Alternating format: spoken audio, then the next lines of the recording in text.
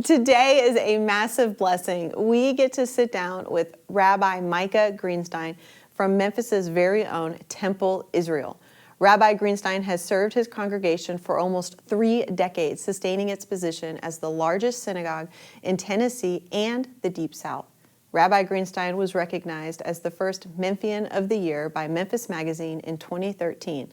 Other notable honors include Dr. Martin Luther King Jr. Be the Dream Legacy Award in 2016 and the President's Humanitarian Award in 2012 by Memphis Theological Seminary, where he has taught future ministers about Judaism since 1992, in which I personally was one of those ministers. Yes, that's a lot of awards, but for a reason. Rabbi Greenstein is brilliant and passionate about social justice, education, and deeply caring for the Memphis community. To this day, I still remember his modern Judaism class at Memphis Theological Seminary, and I've had 2 kids since then, so that's saying a lot. But I specifically remember his lesson on Sabbath, on rest. In this episode, Rabbi Greenstein discusses the forgotten art of rest, or as some of us call it, Sabbath. So get ready to take notes because you will be inspired by Rabbi Greenstein. He exudes the very practices he challenges us to live. So let's get to it and meet Rabbi Greenstein in the Green Chair.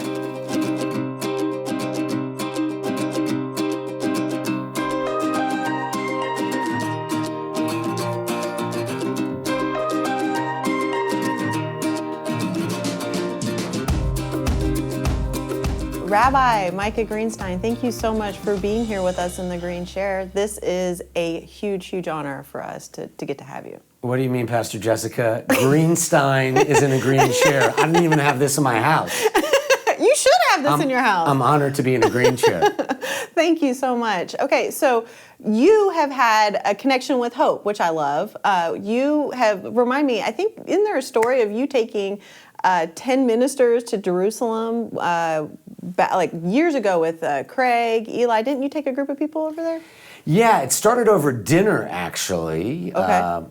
Craig and I and Keith Norman, the pastor of First Baptist Broad, I guess you'd say ministers in this rabbi of super large congregations. Mm-hmm. Instead of going for lunch, we had dinner, and then they asked about, what about going to Israel? We've been to the Holy Land on Christian trips. What about seeing it through your eyes and me seeing it through theirs? So, you know, when trying to understand another religion, rule number 1 is you should ask the adherents of that religion. So if you want to understand Islam, ask Muslims. If you want to understand Christianity, ask a Christian. Yes. So when it came to the homeland of the Jewish people, so we traveled together with our spouses. That's really neat. And I think we experienced what's been called holy envy. You know, because when you get proximate to people who don't pray like you or look like you or live like you, it makes you a better Christian Jew. And so that was one of life's highlights, I think, for all of us. 10 years now since we went. That's amazing. That's really amazing. Yeah, so this is like my home church. Eli says he likes to come to Temple because he can be anonymous there. His wife knows everyone Jewish because she went to White Station High School. Pastor Rufus the same way. Yeah. Pastor Jessica. I love being at Hope. I feel like we have you here all the time. As much as we can get you here, I feel like we're having you here to be with us. Well, we're kindred spirits. I think we share a similar mission, not just to make our churches grow, but to make Memphis better and to serve God through others. Yes, and you just jumped into it. So Memphis, you're not originally from Memphis. How did you end up here? Well, don't hold this against me. I'm a preacher's kid. I grew up the son of a rabbi. I spent 11 years in college and graduate school and rabbinical school. And after Hebrew boot camp in Israel and 2 years in LA, earning a master's in Hebrew letters, I had 2 more years in Cincinnati to do my thesis and be ordained. And then 5th year seminary students, when you become a rabbi, can interview wherever there are open pulpits. And I wanted to begin my ministry learning in a mega synagogue, like a Hope Church in the Jewish world. And Temple Israel is the last remaining large synagogue in the entire south of St. Louis, west of Nashville, really east of Denver. And so I wanted to return to a part of the country I loved. My dad was a rabbi in Jacksonville, Florida. And I married a woman from Montgomery, Alabama. So we chose Memphis over big pulpits in other cities like Chicago, New York, LA. And we never left. Yeah, you've been here a while. Well, you know, the community gets inside you. Yeah. These kinds of conversations and relationships. And I find that Memphis is the kind of place many of us, you're originally from Florida, right? I am, yes. Memphis is the last place those of us not from Memphis expect to move to. But then we don't want to leave because the community gets inside you. That's exactly right. And you have a, I want to say that the passion, or actually the part of the reason of staying in Memphis and coming here was your passion for social justice. Is that also correct? Yeah, my dad was a Vietnam-era rabbi. The Kent State riots, it happens that 3 of the 4 who were killed in Ohio were Jewish. And he actually eulogized one of the, it was a massacre. And I have such a positive, vivid memory of my childhood, but what I didn't realize until my parents told me when I was, before my bar mitzvah, when you turn 13, we left Dayton, Ohio when I was 9 or 10, and I was a Tiger Scout. I don't know if Hope has one of those Boy Scout troops, but it's before you're a Cub Scout. And you make the soapbox derby, you make the car. Well, I'm mechanically challenged, and mine fell off the string and just broke. And that was the end of my scouting career. And then my dad says, in Jacksonville, Florida, I was so proud of you when you were a scout. I'm like, proud? I was a klutz. He said, no, you didn't tell us. And I said, what do you mean, tell you? He said, we didn't show up, we dropped you off at Tommy Farrow's house, but then we came to that Pine Box Derby and you didn't I said, tell you what? He said, that you were only one of 2 white kids in the entire troop. It was all black. And Pastor Jessica, honestly, at that moment, at age 12 or 13, I never noticed. I never knew. So since that time, I was focused on this question of, I know that race will always exist, but why does it have to matter if, as a religious person, the animating idea of all our faiths is the image of God, that we're souls. So I've been, I guess you'd say, obsessed through college with this question, and I worked on a chapter in a book on Southern rabbis and black civil rights, because while I studied Amos and Micah and Isaiah and the prophets, the phrase black is beautiful came from, of course, the Bible we share. I thought Memphis would be a good place, so my first day here was the opening of the National Civil Rights Museum, July 1st, 1991. Wow. And I find that Memphis has been a place where the image of God shines through in what we do, not what we look like and who we are, despite all these divides. This nexus of our faith and God's image impels us to do the work of social justice. Yeah, absolutely. So that's my story. Yeah, that's really good. And so you and I had a conversation about this, and part of the reason I really wanted you to come here with us today is Modern Judaism class, Memphis Theological Seminary. I loved that class. And, it's a huge, I remember that. Well, and you're a star student, so. Well, since that class, I have had 2 children, and I still remember it. So that's telling you something, because mom brain and pregnancy brain, it just kind of is slowly going away over the years. But your class so impacted me and just gave me this love for the Old Testament. And specifically, I remember when we talked about Sabbath. And that is really where I wanted our focus for our conversation to be today.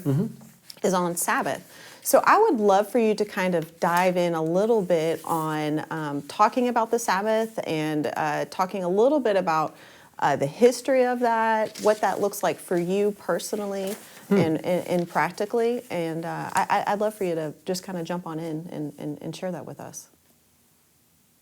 Sure. Most people don't know the word Sabbath comes from the word to go on strike. Literally, to cease from doing any work. God, in the book of Genesis, we often, when we read the Bible in English, I don't know Greek for the New Testament, but I do know Hebrew. The Bible was written in Hebrew. And when it says in Genesis, on the seventh day, and the Hebrew word is vayinafash, most Bibles say God rested. Yes. But that's not true to the original text. It really means God got his soul back.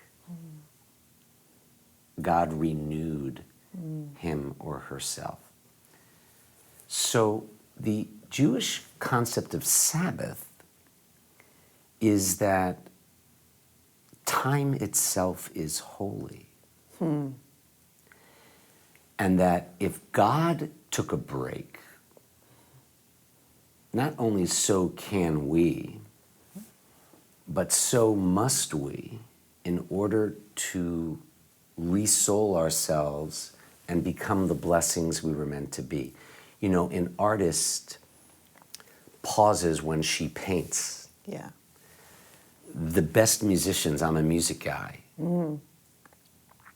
It's not just the notes. It's the silence and the pause between the notes. And so Shabbat is an island in time. It's not just that people are holy, that God incarnates himself in people or in a savior in a Christian lens, or that a place is holy. It's that time itself is holy. So we can get biblical, but we don't have to go there. We can just remember Isaiah says that the Sabbath is a delight, it's a joy. So that's the architecture of it. Yes. How do you find joy? And marital relations were encouraged on the Sabbath. I'm emphasizing marital. Taking a walk, refreshing, renewing yourself. I think in some ways this pandemic has imposed a Sabbath on the world. I'm not into silver linings, just objectively. Everything stopped. Yep. So when you think about it, it is a creation of Judaism. I think it's the greatest contribution Judaism has given the world besides the idea of one God. And that's this idea that, well, we have a solar system and a year is defined by the rotation of the sun. And while we have a day, we know how to define that. There is no scientific basis for a week, right? We just created that. And it really is TGIF. Do you know what that means? You're too young to remember that. You know, thank God it's Friday? I do know that. Okay. I do know that. So the Sabbath begins on Friday evening and Saturday evening, because it says in the Bible there was evening, there was morning. And that 24-hour period is ideally an island in time. We just have to define what work means, what brings us joy. It's a time for families to be together, to renew yourself, to re-soul yourself, to refresh yourself spiritually. So when people think of Sabbath rest, it's not just sleep. Sleep is good.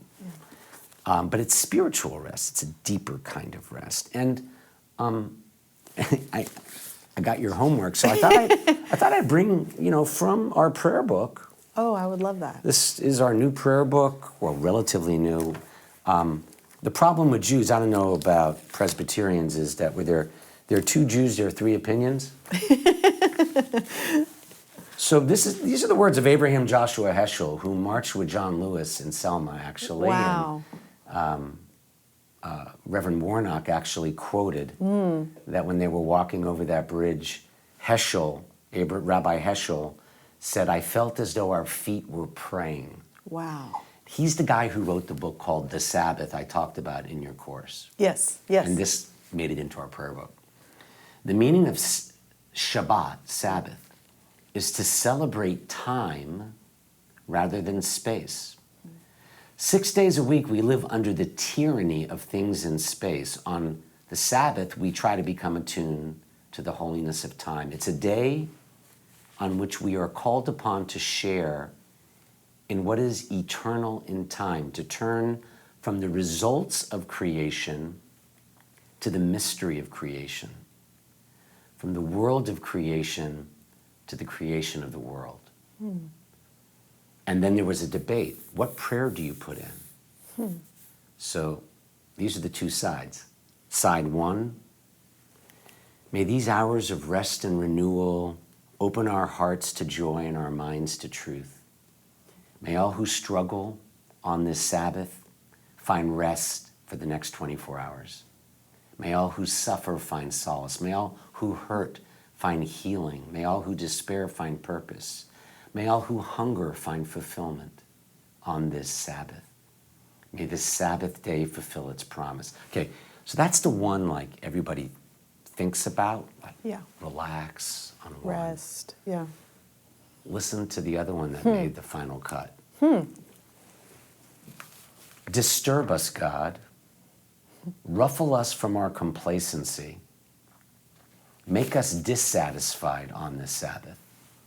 Dissatisfied with the peace of ignorance, the quietude which arises from a shunning of the horror, the defeat, the bitterness, and the poverty, physical and spiritual, of humans. Shock us, God.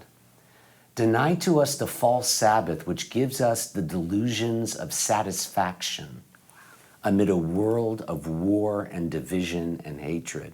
Wake us, God. Shake us from the sweet and sad poignancy rendered by hymns and melodies and prayers of yesteryears.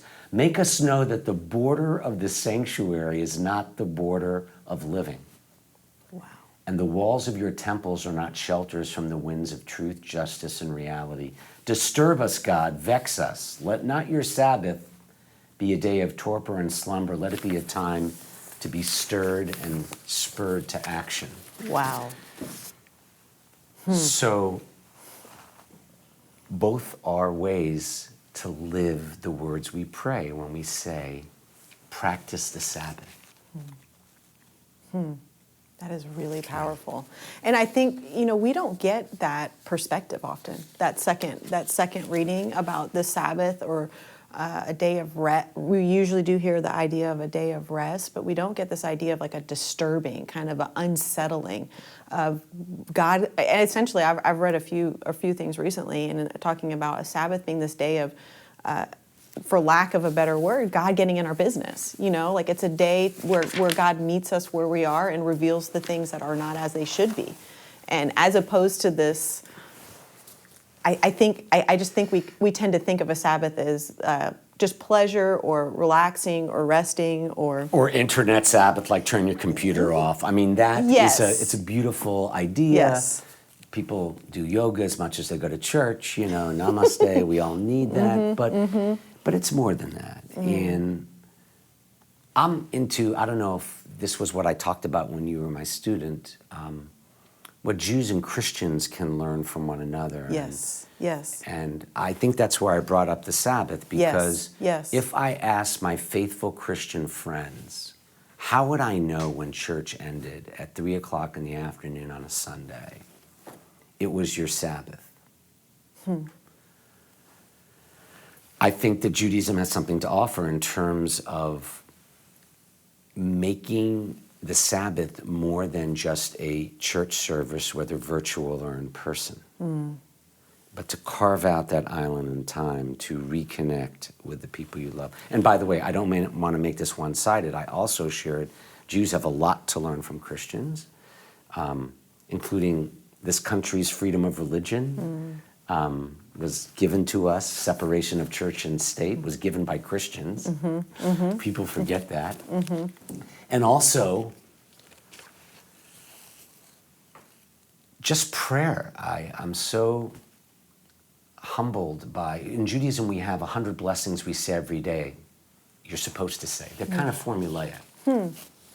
But I spoke at a church not far from here where they asked Joe the mechanic, who I don't think graduated more than high school.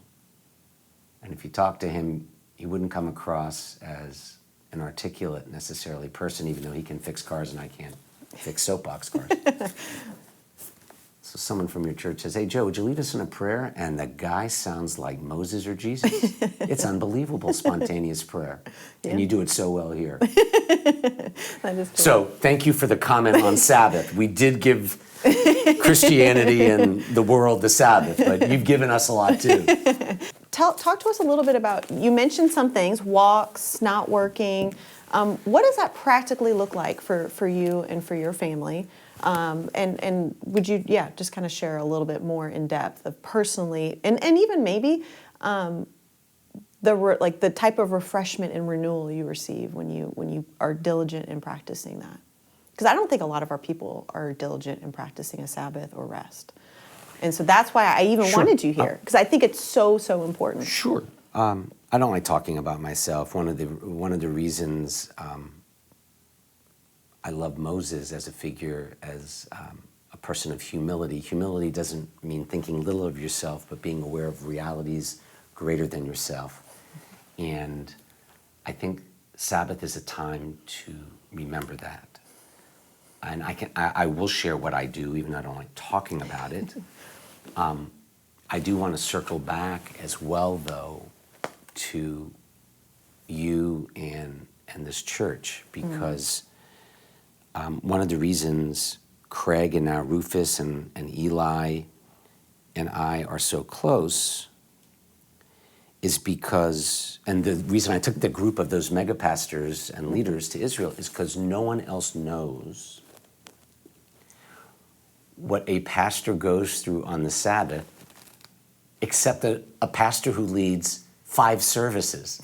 So we say, rest on the Sabbath, and we work 24 hours. Now, of course, I love prayer, but preparing and working, so I think we have to be honest that we're telling our people to do this. It's not always easy for us.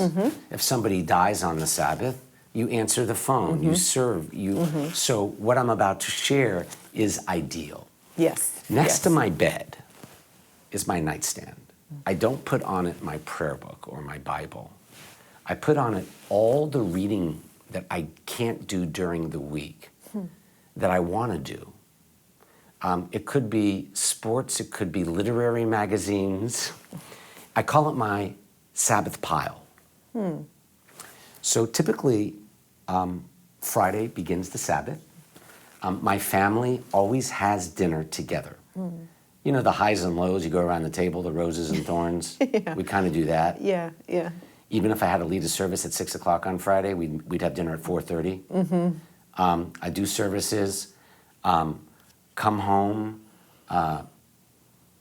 It says do no work, and the early rabbis, they didn't have electricity like these lights, so they said no lighting a fire. They imagined, now, what brings you joy? Wake up early in the morning, of course, I Bible study, lead services, but then when I have that window, when services are over between like 12:30 and when the Sabbath ends.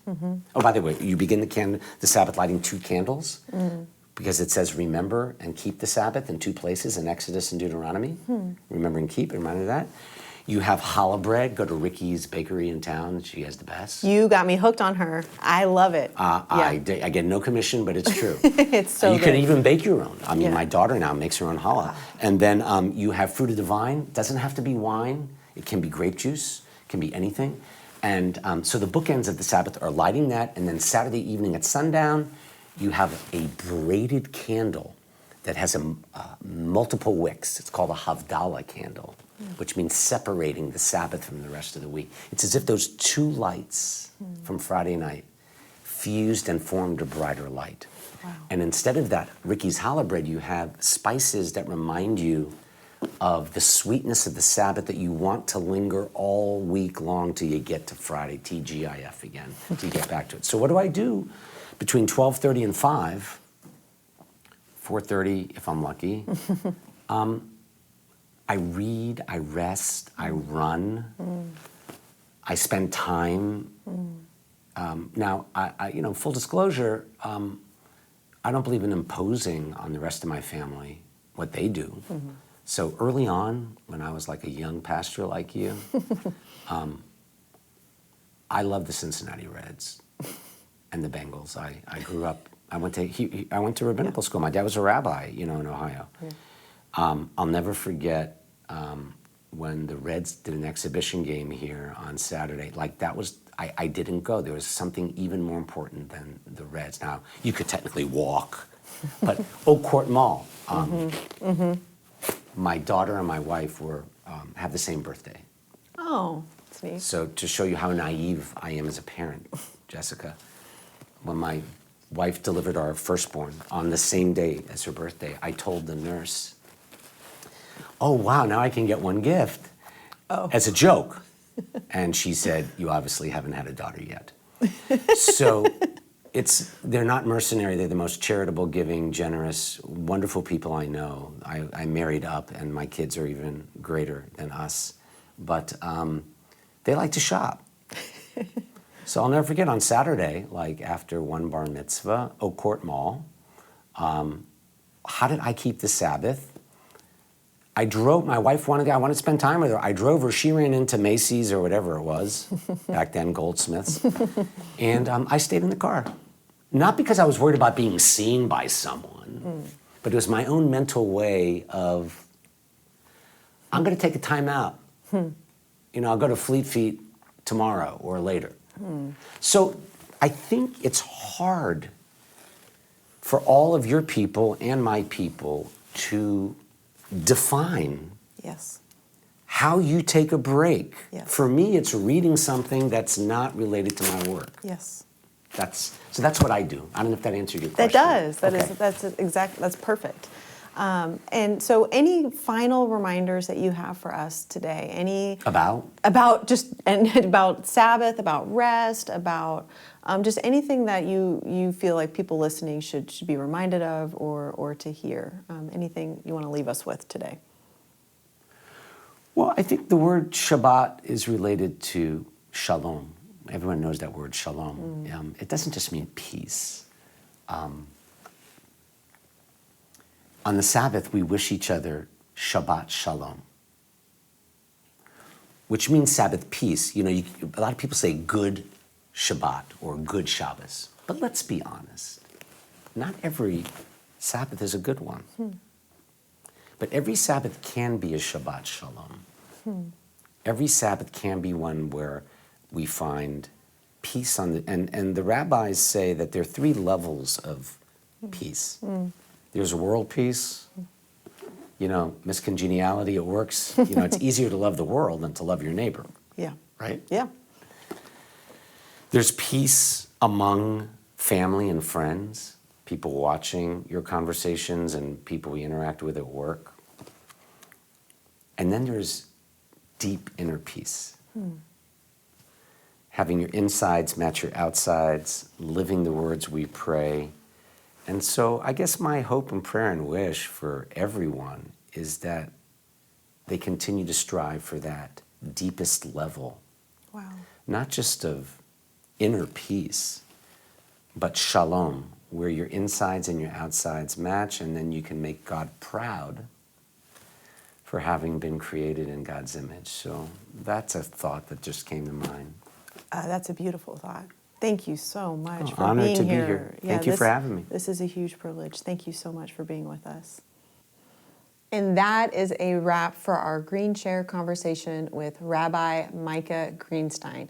Thank you so much for being connected with us today. Don't forget, you can encourage someone today by sharing this conversation with a friend or watch any previous conversations at hopechurchmemphis.com/GCC, as well as listen on Spotify or Apple Podcast apps. And as always, feel free to email me at greenshare@hopechurchmemphis.com. Love you guys. See you next week.